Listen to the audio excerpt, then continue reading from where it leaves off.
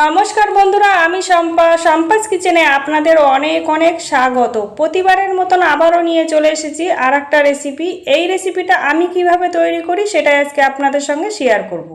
চলুন তাহলে দেখে নিই আমি এই রেসিপি কিভাবে তৈরি করছি। তার জন্য আমি নিয়ে নিয়েছি এখানে বেগুন, 400 গ্রাম বেগুন আছে এখানে। গোটা বেগুন নিয়ে নিয়েছি ছোট সাইজের। বেগুনটাকে আমি ভালো করে পরিষ্কার করে ধুয়ে আমি মাঝখান দিয়ে আমি এইভাবে করে কেটে নিয়েছি যাতে নুন মশলাটা বেগুনে ঢুকে যায়। এখানে আমি একটা মশলা তৈরি করে নেব। নিয়ে নিয়েছি একটা মিক্সচার জার, আর নিয়ে নিলাম কয়েক টুকরো রসুন, আর নিয়ে নেব 6 টুকরো আদা, আর এখানে একটা টমেটো আমি কেটে রেখেছি সেটাই নিয়ে নিলাম। আর এখানে নিয়ে নেব 1 চামচ ধনে গুঁড়ো, 1 চামচ জিরের গুঁড়ো,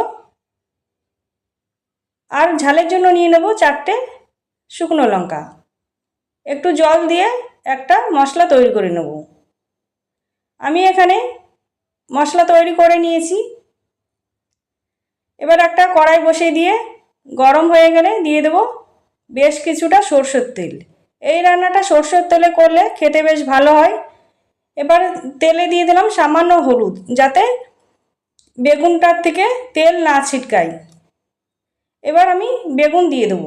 বেগুন দিয়ে আরও সামান্য আমি লবণ দিয়ে ভালো করে আমি বেগুন ভেজে নেব।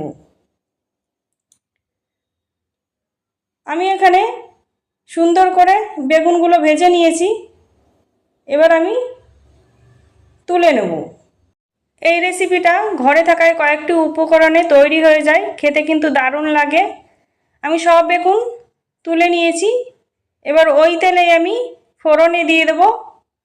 এখানে একটা তেজপাতা নিয়েছি, আর 2 টুকরো দারুচিনি নিয়ে নিয়েছি, আর নিয়েছি একটু গোটা জিরে।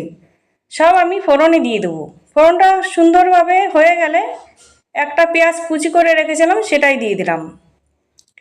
পেঁয়াজটা দেওয়া হয়ে গেলে অবশ্যই এখানে পেঁয়াজটা লাল লাল করে ভেজে নিতে হবে।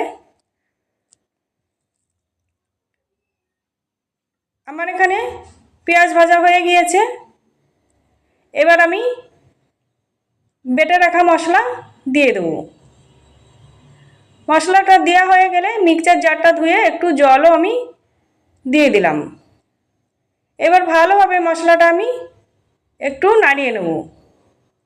নাড়িয়ে নিয়ে এবার দিয়ে দেবো 1/2 চামচ হলুদ গুঁড়ি। হলুদ গুঁড়োটা দেওয়া হয়ে গেলে এবার মশলাটা আমি ভালো করে আমি কষে নেব যতক্ষণ না তেল ছেড়ে আসছে। আমার এখানে তেল ছেড়ে দিয়েছে, মশলা কত সুন্দরভাবে কষানো হয়ে গিয়েছে। এবার আমি দিয়ে দেব ভেজে রাখা বেগুন। বেগুনটা দিয়ে মশলার সঙ্গে আমি ভালোভাবে 2 থেকে 3 মিনিট ধরে কষে নেব। এখানে আমি মশলা কষানোর সময় লবণটা ব্যবহার করলাম না, কারণ বেগুনটা একদম গলে যেত, দেখতে ভালো লাগতো না। আমার এখানে ভালোভাবে কষানো হয়ে গিয়েছে। এবার আমি দিয়ে দেব উষ্ণ গরম জল। আমি আমার প্রয়োজন মতন জলটা দিয়ে দিলাম, আপনারা আপনাদের প্রয়োজন মতন জলটা দেবেন। এখন আমি দিয়ে দিলাম 1/2 চামচ নুন, আর দিয়ে দিলাম সামান্য পরিমাণে চিনি। দেওয়া হয়ে গেলে এবার ভালোভাবে আমি নাড়িয়ে নেব। নাড়িয়ে নিয়ে আমি ফুটতে দেব। এখানে আমার ঝোলটা ফুটে গিয়েছে। এবার আমি ঢাকা চাপা দিয়ে রান্না করে নেব 5 মিনিটের জন্য। 5 মিনিট পর ফিরে এলাম, ঢাকাটা খুলে নেব, একটু নাড়িয়ে নেব। দেখুন কতটা সুন্দর লাগছে দেখতে। দেখতে কিন্তু যতটা সুন্দর হয়েছে, খেতে কিন্তু তার থেকে বেশি সুন্দর হয়েছিল।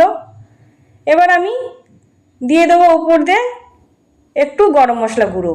গরম মশলাটা দেওয়া হয়ে গেলে আবার ভালোভাবে একটু নাড়িয়ে নিলেই একদম রেডি হয়ে যাবে। এবার আমি ভালোভাবে নাড়িয়ে নিয়েছি। গ্যাসের ওভেনটা বন্ধ করে দেব, ঢেলে নেব। তৈরি হয়ে গেছে বেগুন মশলা বা মশলা বেগুন। আমার এই ছোট্ট রেসিপি যদি আপনাদের ভালো লেগে থাকে, লাইক, কমেন্ট, শেয়ার, সাবস্ক্রাইব করে আমার পাশে থাকবে। একবার হলেও বন্ধুরা বাড়িতে এইভাবে মশলা বেগুন বানিয়ে খাবেন। আশা করি গরম গরম ভাতের সঙ্গে কিংবা রুটি পরোটা সব কিছুর সঙ্গে খেতে অসাধারণ লাগবে। আজকে তাহলে এই পর্যন্ত। সবাই ভালো থাকবেন, সুস্থ থাকবেন। আবার চলে আসবো অন্য কোনো রেসিপির সঙ্গে। ততক্ষণে সাবধানে থাকবেন।